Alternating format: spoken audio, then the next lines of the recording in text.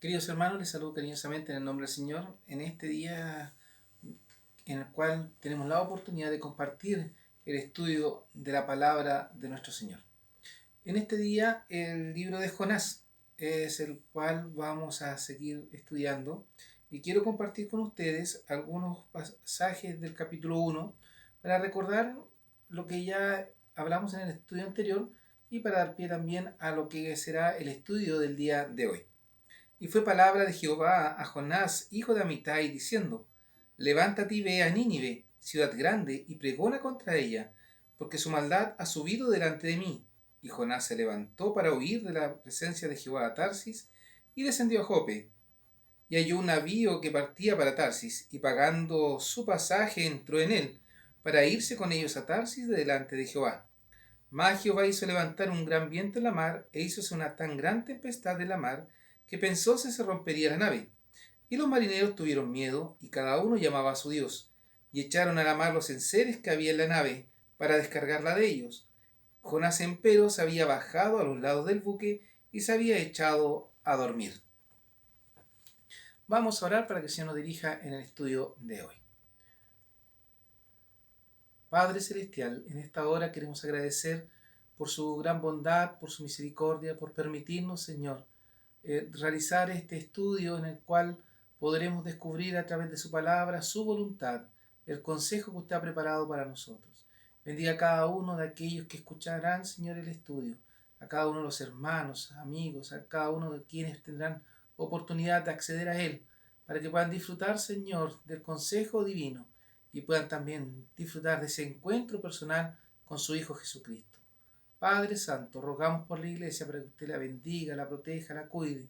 Ayúdenos cada día para fortalecernos y disfrutar así, Señor, de lo que usted tiene para nosotros. Que nuestra fe, Señor, no merme, sino que crezca, se fortalezca a pesar de las dificultades que nos toca vivir. Y nuestra esperanza, Señor, sea siempre en usted. Fortalézcanos a través del consejo bíblico, lo rogamos en esta hora en los méritos de Cristo Jesús, nuestro amado y único Salvador. Amén. Queridos hermanos, como decía, contento de a través de este medio poder compartir con ustedes el estudio de la palabra del Señor. El libro de Jonás. Cuando desarrollábamos la preparación del estudio propiamente tal, nos encontramos con varias ideas, varias sorpresas, varias cosas que en realidad el Señor nos va mostrando y nos va guiando. Quiero recordar solamente un poco de la semana anterior, en este pasaje donde dice que Jonás se levantó para huir de la presencia de Jehová. Y comentábamos que Jonás huyó de Dios. Él pensó que podía arrancar de la presencia del Todopoderoso. Vimos algunos versículos, ¿cierto?, que nos mostraban que en realidad nosotros no podemos huir de la presencia de Dios. El Señor siempre está visible o está pendiente de sus hijos, en realidad. No hay nada que de Él escape. El Salmo 139 nos decía: ¿a dónde huiré de tu presencia?, escribía el salmista, dando a entender que no hay lugar donde podamos refugiarnos o escondernos en realidad de la presencia de Dios, porque Dios está en todo lugar. Hoy, continuando con el estudio, llegamos a la parte final de este versículo, de esta frase, que indica que Jonás se levantó para huir de la presencia de Jehová a Tarsis y descendió a Jope, y hay un navío que partía para Tarsis. Jonás escogió el navío a Tarsis. ¿Ya? Ese es el llamado. La elección que Jonás tomó huyendo de la presencia de Dios. Conversábamos la semana anterior cómo muchas veces nosotros huimos de Dios. ¿Se ha sentido así? Muchas veces nosotros huimos de la presencia de Dios. ¿Cómo huimos de la presencia de Dios? Nuestra condición pecaminosa, nuestro poco deseo de poder de servirle, nuestro poco deseo de congregarnos con otros creyentes, nuestro poco deseo de estudiar la palabra de Dios, nuestro poco deseo de orarle al Señor, son signos que estamos huyendo de su presencia. Normalmente, cuando un creyente huye de la presencia de Dios es porque hay un pecado en su vida.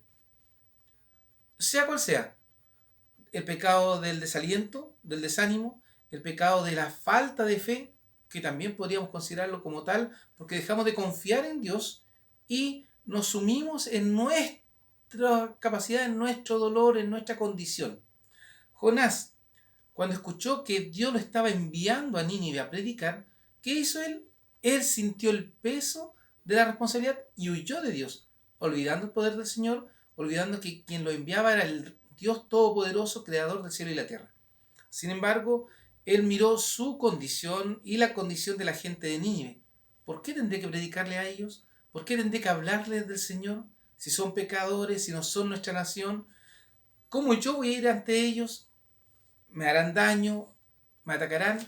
Era la preocupación que tenía Jonás. Pero la palabra del Señor también nos habla del compromiso que nosotros adquirimos con Dios. Cuando dice, y hay un navío, encontramos esta frase, que Jonás escogió el navío a Tarsis. Él tomó la decisión de huir y él bajó a Tarsis y vio, perdón, a Jope y vio el navío que había que tomar para arrancar. La Biblia nos habla a través de varios textos, quiero leer los que tenemos aquí. Josué 24:15 es inicial. Quizás usted lo ubica, Josué 24:15, porque dice, y si mal os parece servir a Jehová, escogeos hoy a quien sirváis, si a los dioses aquellos a quienes sirvieron vuestros padres cuando estuvieron de otra parte del río, o a los dioses de los amorreos en cuya tierra habitáis, que yo y mi casa serviremos a Jehová. Una decisión. En este caso, Josué tomó una decisión. ¿Cuál fue su decisión? Servir a Dios. A pesar de lo que estaba haciendo el fuerte o la gran masa del pueblo. Quiero que consideremos aquello. Quizás Jonás, en su generalidad, vio como mucha gente arrancaba de Dios y ese pueblo de Nínive no tenía razón, huía de Dios porque no hacía la voluntad de Dios. Una, no lo conocía. Dos, no había quien le predicase. Tres, él mismo se negó a ir. Más ahora encontramos en Josué un ejemplo que quizás Jonás no siguió. Una determinación de servicio, de entrega. Josué, ¿qué le dice al pueblo? Si mal os parece servir a Jehová. El pueblo estaba, la verdad que aquí Josué se encuentra ya al final del trabajo de la conquista de la tierra prometida y se ve enfrentado a decidir entre seguir con el pueblo en las costumbres que ellos tenían o cambiar de rumbo. La verdad que Josué siempre fue fiel al Señor y ¿qué hizo? Enfrenta al pueblo. Queridos hermanos, si ustedes quieren seguir en la costumbre pecaminosa, allá ustedes. Quizás suena fuerte como lo damos a conocer ahora, pero tiene que haber sido algo así, porque le dice, ahora pues, perdón, y si mal os parece servir a Jehová, escogeos hoy a quien sirváis. Tomen decisión. ¿A quién quieren servir? Ahora bien, no importa lo que ustedes decidan, yo y mi casa serviremos a Jehová. La determinación de Josué. La determinación de Josué delante del pueblo. Ustedes escojan, pero no van a influir en mi decisión porque yo ya escogí. Y yo escogí que junto a mi familia serviremos a Jehová. Es una decisión trascendente para la vida. Jonás estaba tomando también una decisión trascendente, huir de la presencia de Dios. Vemos también el caso de Job. Cuando Job recibió todas estas noticias, una tras otra, del desastre que había ocurrido con su hacienda, con sus animales, con su ganado, con sus hijos, ¿qué hace Job? Solamente se inclina, dice, entonces Job se levantó y rasgó su manto y trasquiló su cabeza y cayendo en tierra, adoró. ¿Se dan cuenta, no?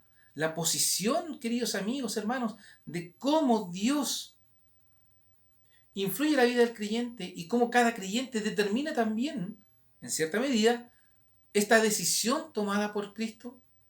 Job creía a Dios y ¿qué hizo? A pesar de todo, se vistió de luto, pero adoró y dijo, desnudo salí del vientre de mi madre y desnudo tornaré allá. Jehová dio y Jehová quitó. Sea el nombre de Jehová bendito. A pesar de toda la adversidad. Y no podríamos, creo que muchas veces actuamos o decimos cosas sin medir qué significa. Porque muchas veces decimos, pero era Job. Claro. Y hoy sabemos que Job fue fiel. Pero en su momento Job se enfrentó a la prueba y salió victorioso. Josué se enfrentó a la prueba y salió victorioso. Jonás se enfrentó a la prueba y no salió victorioso. En su momento él se enfrentó en vivo y en directo con la prueba. Nosotros sabemos la consecuencia de ello, sabemos la historia completa, pero él no sabía su historia completa como nosotros la tenemos ahora. Nuestras futuras generaciones tampoco saben nuestra prueba hoy, en la determinación que tomamos. Por lo tanto, cuando nosotros escogemos qué decisiones estamos tomando o cómo estamos escogiendo, Josué dijo que él y su casa servirían a Jehová. Pero ¿qué nos dice el libro de Deuteronomio 30, versículo 15? Mira, yo he puesto delante de ti hoy la vida y el bien, la muerte y el mal. Mira, yo he puesto delante de ti hoy la vida y el bien, la muerte y el mal. Dios, ¿qué hizo? Puso delante del pueblo decisiones. En el caso aquí, Moisés le está hablando a Josué y le está diciendo que Dios ha puesto decisión. Tienes que elegir.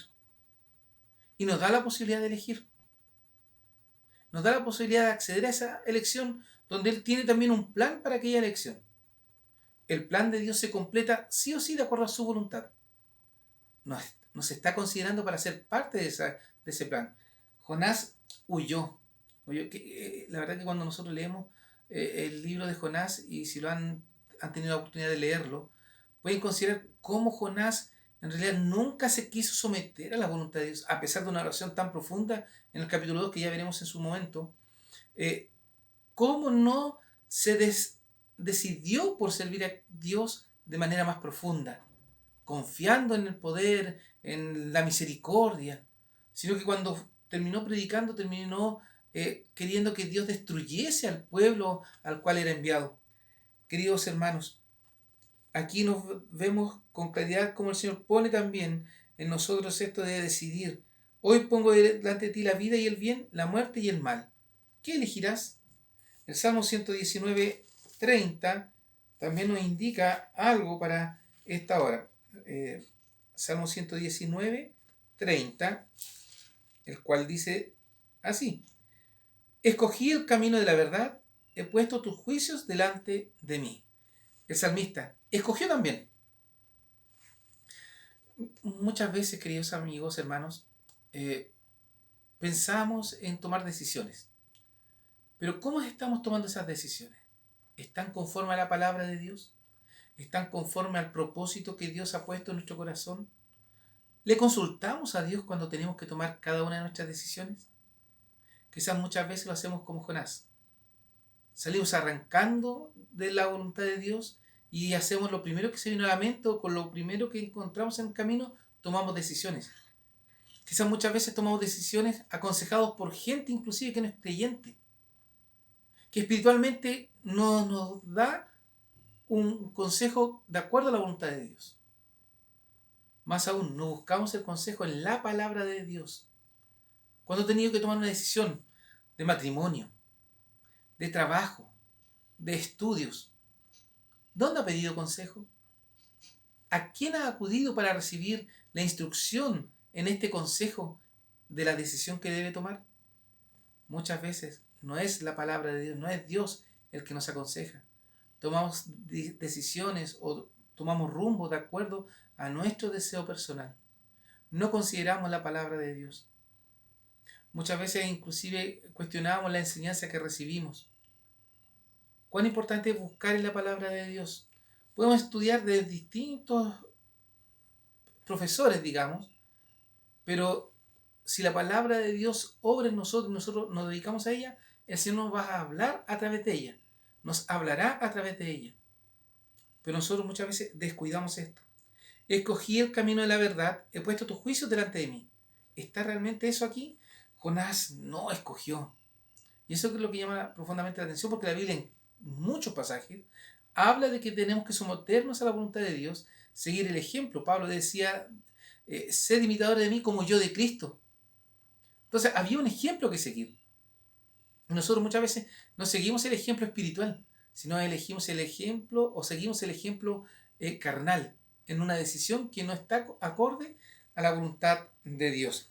Entonces, nosotros tenemos que estar viendo aquello, de escoger, tomar decisiones. Más aún dice, y pagando. ¿Se dan cuenta? Cuando Jonás arranca de la presencia de Dios, hasta él hace un gasto.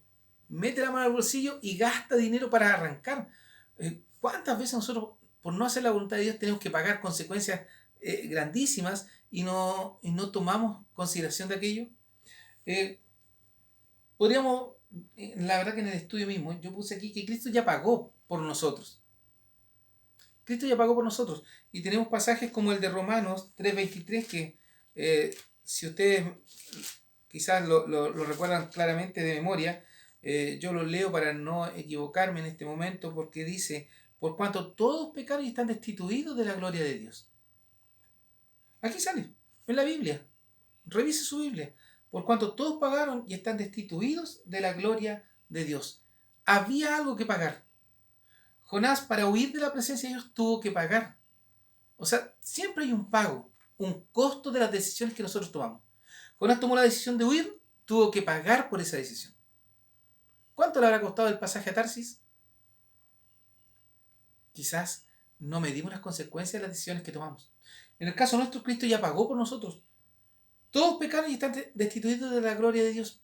Hay un costo. Por cuanto todos somos pecadores, estamos llenos de mal, estamos fuera de la presencia de Dios. Y para poder entrar a la presencia de Dios hay que pagar un costo. Pero el costo, gracias a Dios, no lo pagamos nosotros. Cristo lo pagó. Él dio su vida para que nosotros pudiésemos entrar en comunión con Dios y tener esta perfecta relación con Él a través de Jesucristo. A través de Jesucristo. Efesios 1:7 también nos habla de aquello. Quiero que también leerlo. Efesios 1:7 nos dice, en el cual tenemos redención por su sangre, la remisión de pecados por las riquezas de su gracia. En el cual tenemos redención por su sangre, la remisión de pecados por las riquezas de su gracia. Todo este pecado ha sido pagado por Cristo. Él es nuestro aval. Él es quien nos compró con su sangre preciosa. En el cual tenemos redención por su sangre. La sangre de Cristo nos limpia de todo mal, nos lava. Eso es algo metafórico. No es que nosotros nos vayamos en la sangre de Jesús propiamente tal, porque ya no está. Sino que es en este regalo, en este sacrificio que Cristo hizo en la cruz, donde derramó su sangre, a través de este sacrificio, tenemos esta redención. La remisión de pecados, el perdón, la eliminación de nuestros pecados por las riquezas de su gracia. Algo que no merecíamos, algo que no estaba en nosotros. Igual que en Nínive. Nínive no merecía el perdón. Nínive no merecía ser alcanzada por Dios. Pero sin embargo, su misericordia, su gran amor, quiso alcanzar aquellas vidas. Y toma a Jonás para que sea el elemento. ¿Cuántas vidas quiere alcanzar Dios a través de nosotros si nosotros no nos ponemos en sus manos? Por el contrario, huimos de su presencia. Queridos hermanos, la vida cristiana habla del perdón, habla del amor, habla de la restitución para aquellos que han transgredido la palabra de Dios. Por lo tanto, si estamos bajo la misericordia de Dios, ¿por qué nosotros también no usar de aquella misericordia para aquellos que están alrededor nuestro? Si Dios perdona nuestros pecados, ¿cómo nosotros no perdonaremos a aquellos que nos ofenden? ¿Tanto orgullo y vanidad hay en nuestras vidas? Jonás no consideró aquello, huyó de la presencia de Dios y gastó de su bolsillo para huir, para no ir a aquellas almas. Cristo pagó por nosotros.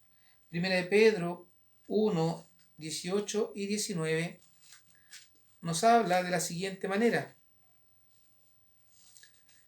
Primera de Pedro 1, 18 y 19. Sabiendo que habéis sido rescatados de vuestra vana conversación, la cual recibisteis de vuestros padres, no con cosas corruptibles, como oro o plata, sino con la sangre preciosa de Cristo, como de un cordero sin mancha y sin contaminación. Cristo ya pagó.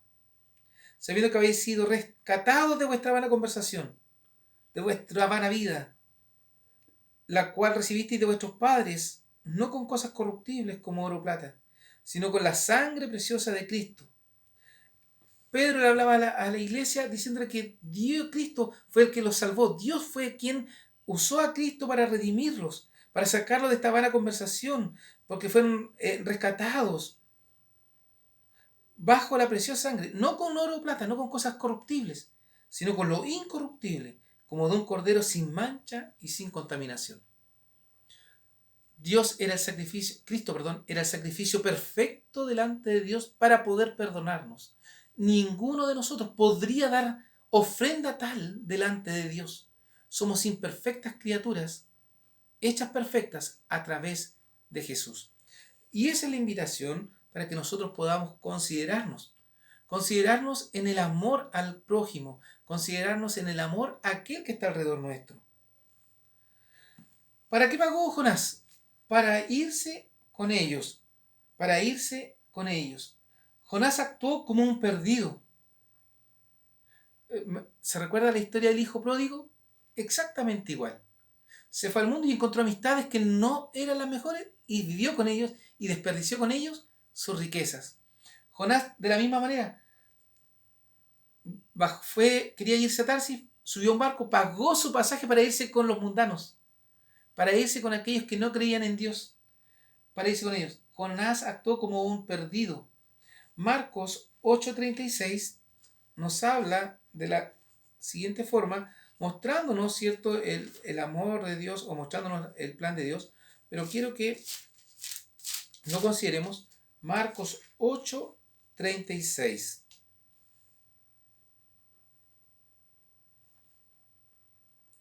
Porque, ¿qué aprovechará el hombre si granjare todo el mundo y pierde su alma? ¿O qué recompensa dará el hombre por su alma? El versículo 39. Marcos 8:36 nos habla que el hombre no saca provecho de todo el trabajo que realiza si no tiene una relación con Dios. Y al huir de la presencia de Dios, Jonás estaba rechazando esa comunión con Dios. ¿Nosotros de qué manera estamos desechando esta relación con Dios? Cuando le damos prioridades a otras cosas en nuestra vida. Cierto que el trabajo es importante. Cierto que el estudio es importantísimo hoy en día, sobre todo. Más aún, la familia. Seguro, el lugar más importante en nuestros corazones. ¿Pero qué lugar ocupa Dios? Dios debiera ser el primer lugar. Dios debiera ser ocupar el lugar que trasciende en nuestra vida. Por eso Marcos escribía esto. Porque ¿qué aprovechará el hombre si granjeare todo el mundo y pierde su alma? ¿De qué nos sirve ganar tanto dinero si no tenemos una relación con Dios? ¿De qué nos sirve tener una familia grande, unida, si en realidad no está dispuesta para el Señor? ¿De qué nos sirve tener un trabajo importante si Dios no está guiándonos?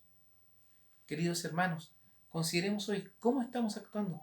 Quizás estamos actuando como estos perdidos, como Jonás, que se fue con otros. Mateo 16:26.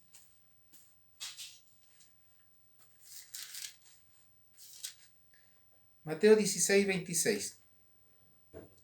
Porque ¿de qué aprovecha el hombre si granjere todo el mundo y perdiere su alma? ¿O qué recompensa dará el hombre por su alma?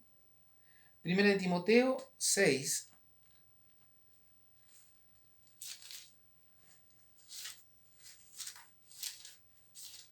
Primera de Timoteo 6, versículos 7 y 8. Porque nada hemos traído a este mundo y sin duda nada podremos sacar. Así que, teniendo sustento y con qué cubrirnos, seamos contentos con esto. Muchas veces escuchamos hermanos que no es que duden de Dios quizás, pero ponen tantas trabas para servir al Señor. Me recuerda la parábola de las bodas, cuando aquel hombre invitaba a las bodas y tenía unos invitados y uno le dijo que tenía que justo, ya cuando estaba todo preparado, tenía que ir a probar una yunta de bueyes. Otro tenía que ir a probar otras cosas. Otro tenía que ir a trabajar. En fin, dieron excusas y no pudieron ir a las bodas. Pero cuando a uno lo invitan a una boda, lo invitan con tiempo, con antelación. Uno se prepara para ir a una boda. Pero vemos aquí cómo Pablo le escribe a Timoteo, haciéndole notar lo siguiente. Porque nada hemos traído a este mundo y sin duda nada podremos sacar. ¿Cuánto nos desvivimos nosotros por lo material? Igual que el resto. ¿Cuántos dicen, no, a Dios le voy a servir cuando sea mayor? Que ahora soy joven. Muchos dicen, no, dejen terminar primero mis estudios y después serviré al Señor. U otros, no, dejen casarme, tener familia y ahí ya voy a servir a Dios. Y sin embargo, nunca llegan al templo, nunca llegan a encontrarse con Jesús, nunca llegan a servir al Dios Todopoderoso. ¿Por qué? Por los deseos que hay en su corazón. Actúan como los perdidos, como aquellos que no tienen a Dios en su corazón.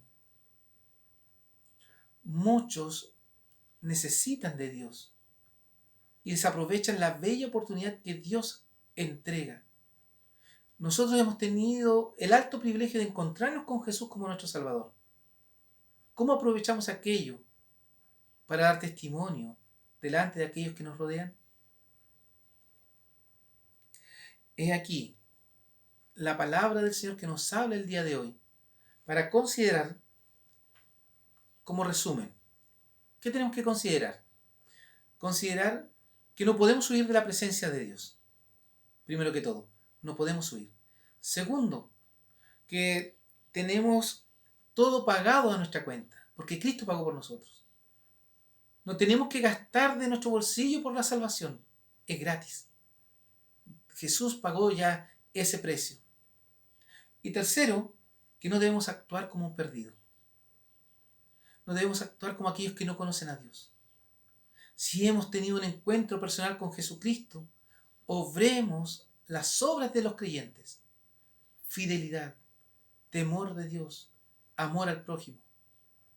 Resumiendo los mandamientos, podríamos decir, amarás a Jehová tu Dios con todo tu corazón, con toda tu alma, con todas tus fuerzas, con toda tu mente. Y amarás a tu prójimo como a ti mismo. Resumiendo la ley de Dios en estos dos mandamientos que Jesús los entregó. Pero era un resumen. Primero a Dios, después a tu prójimo. Todo lo que tenga relación a ello debemos practicarlo. No actuemos como aquellos que no tienen a Dios en su corazón. Más aún, si hay alguien que no conoce a Dios, vea en Jesucristo la oportunidad de disfrutar del regalo de Dios. Debemos nosotros, como iglesia, preocuparnos por aquellos, llevarles el mensaje y disfrutar esta bella oportunidad que nos da el Señor de ser embajadores en nombre de Cristo. Queridos hermanos, que el Señor les bendiga en este día, que al realizar el estudio podamos disfrutar de la bondad del Señor. Yo he tomado los pasajes resumidos. Lea un poco más usted, avance en la lectura devocional de su Biblia, la palabra de Dios. Escuche el consejo del Señor. Queridos hermanos, que el Señor les bendiga, les guíe y les guarde y les permita disfrutar de su bendición cada día y de su protección. Oramos. Padre bondadoso, gracias porque nos permite tener su palabra en nuestras manos, tener la libertad de propagarla a todo aquel que la necesita. Ayuda a su iglesia, Señor, para ser instrumentos en sus manos en el propósito de pregonar el Evangelio de Cristo y alcanzar aquellas almas escogidas para salvación. Padre Celestial, bendiga a la iglesia para que también se fortalezca en este tiempo de dificultad. Aún ante la adversidad, podamos, Señor, salir adelante confiados en su protección y en su cuidado. Dios Santo, sea usted con cada uno de nosotros, educándonos en su palabra y fortaleciéndonos de día en día para ser mejores hijos, mejores siervos. Rogamos su dirección, su bendición, a través de Jesucristo, nuestro amado y único Salvador. Amén. Queridos hermanos, que el Señor les bendiga. Nos encontramos en otra oportunidad.